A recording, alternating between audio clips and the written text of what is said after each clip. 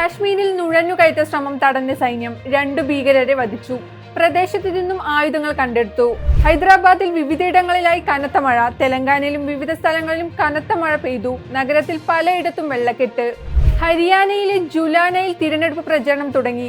ജനങ്ങളുടെ അനുഗ്രഹമുള്ളതിനാൽ ഏത് യുദ്ധവും ജയിക്കുമെന്ന് ഗുസ്തി താരം വിനേഷ് ഫോഗട്ട് അറിയിച്ചു. ഹേമ കമ്മിറ്റി റിപ്പോർട്ട് ഇന്ന് സർക്കാർ ഹൈക്കോടതിക്ക് കൈമാറിയേക്കും. കോടതി നിർദ്ദേശപ്രകാരമാണ് നടപടി. സെപ്റ്റംബർ 10-നകം റിപ്പോർട്ടിന്റെ പൂർണ്ണ രൂപം മുദ്രവെച്ച കവറിൽ ഹാജരാക്കാൻ കോടതി ഉത്തരവിട്ടിരുന്നു. റിപ്പോർട്ട് കൂടാതെ മൊഴിപ്പകർപ്പുകളും സർക്കാർ സ്വീകരിച്ച നടപടികൾ, ആരോപണങ്ങൾ അന്വേഷിക്കാൻ നിയോഗിച്ച പ്രത്യേക അന്വേഷണ സംഘത്തെ പറ്റിയുള്ള വിവരങ്ങൾ, ഇതിലെ കേസുകൾ എന്നിവയാണ് കോടതിക്ക് കൈമാറുക. ഗുസ്തി താരങ്ങൾക്കെതിരായ പരാമർശങ്ങൾ ഒഴിവാക്കാൻ ബ്രിജ്ഭൂഷൺ സിംഗിന് BJP നിർദ്ദേശം നൽകിയതായി റിപ്പോർട്ട്. ഗുസ്തി താരം വിനേഷ് ഫോഗട്ടിനെ കഴിഞ്ഞ ദിവസം ബ്രിജ്ഭൂഷൺ രൂക്ഷമായി വിമർശിച്ചിരുന്നു.